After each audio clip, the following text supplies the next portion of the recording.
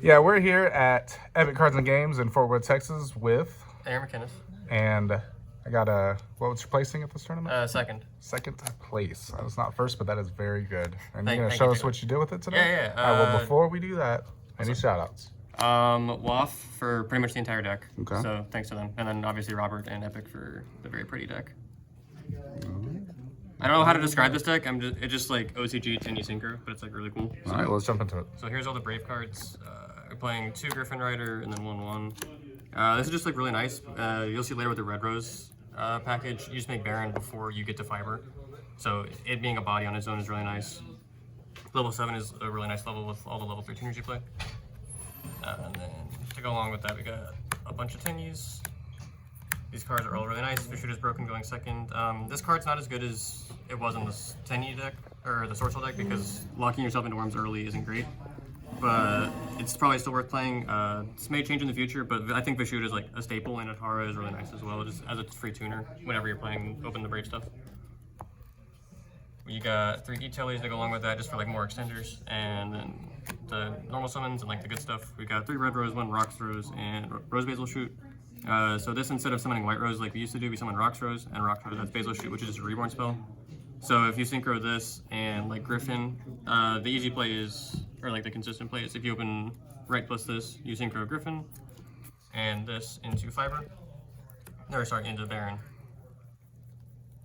Into Baron, and then you summon this from deck, and then you summon this back, and then you make Fiber, and your Fiber is protected by Baron. So that just makes sure all your plays go through. It's really nice. This over here, and then the rest of the stuff 0/0/1 for the Aurodon, just to make sure all your plays go through. If you open the Brave stuff, you actually summon Red Rose instead of this because your board's clogged by the 2 monsters and you need 4 to do the combo. But if you don't get to the Brave stuff, or like you have another way, like your board's not as clogged, then you can just go for 0/0/1 to Aurodon.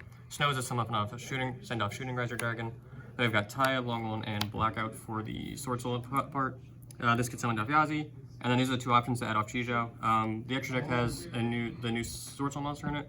So this is really nice if you open a Tenyi, which is the main benefit of why you play so many. And Blackout is just a generic. You don't have to play the long one, but playing the Blackout for the Chijao is really nice, just uninterrupted.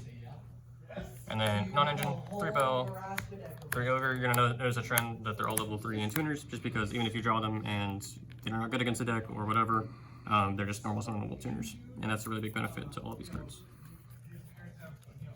And then last on engine is 3 Droplet, just stable for this format, and Call by the Grave, just another card that helps stop the Scythe combo and pushes your plays through. And how many cards is that? 45. Okay. It's pretty flexible. I think 45 is probably the minimum you want to play, just because like there's a few cards in there that are like really unfortunate to draw. But overall, I don't think you're losing too much consistency. 2 Monk, this can be 1, but I think 2 is good for the grind game, especially when we're playing as many Tenyis as we are. 2 Fiber and a 1 Aurodon. I think this is mandatory just because if you need to clean your board up and go into the Aurodon for whatever reason, having the second one's really nice. Also, if your first one gets Ash, it's just good to have the extra follow-up, because that can be an issue with this deck sometimes. Formula Synchron, which is off of the Fiber if it stays up. If you do the Red Rose play, you're going to summon this and go into the new Synchro. You've got Shooting Riser just in the snow. 2 Yazis. The second one's not 100% necessary. You can sometimes put it back with that Hara turn one, but I really wanted to guarantee the follow-up, and I didn't really know what to put in the extra deck at the moment. So I'm just guaranteeing that one. Boxia, Chijao, Draco Berserker of the Tenyi. These are all just cards you can use while you're under Atara. Just really versatile. Box is broken. Obviously, Chijao we talked about earlier. Then we've got Changing. I don't know how to say this one. Sinister Sovereign. Yeah, and then Baron de Fleur. So you can actually end on all 3 of these if you open Red Rose plus the token. You're gonna make Baron early, and then you're gonna make this one on your turn, and then you would go Chijao, which you already have on board, and you search to make this. And then you're gonna banish the Fiber to summon Formula Synchron, and then synchro the Chijao and that into this. So then you get 2 draws off Formula and this, and then you can also trigger the fucking Changing easier because this is triggering it. Okay. And then side deck, pretty up in there at the moment. I just kind of did what I thought was good. 3 Nibiru, 3 Reaper, obviously the fucking black sheep of the group. And to go along with that, we've got Meowmoo and DPE. This is fine, I guess. I haven't tested it too much. This was just kind of an idea I was given. And again, worst case scenario, level 3 tuner, which is just what the goal of the deck is.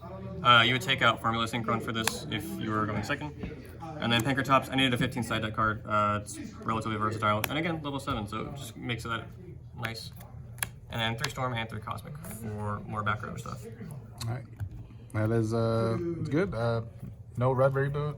I guess traps aren't too prevalent. Yeah, Scythe is the main concern, so I would rather have cards that deal with that. And Makes then sense. trap decks are just like, yeah, less prevalent overall. All right. Any changes you'd make to the build? Not off the top of my head. I think the cards in deck is the main thing that will change, and then along with that, more non-engine. But overall, I think like this 45 cards is like pretty solid. Obviously, there's like a few changes you can make here and there, but overall, it looks solid. All right. Well, that is a good profile and great duels, and we will see you later. Thank you.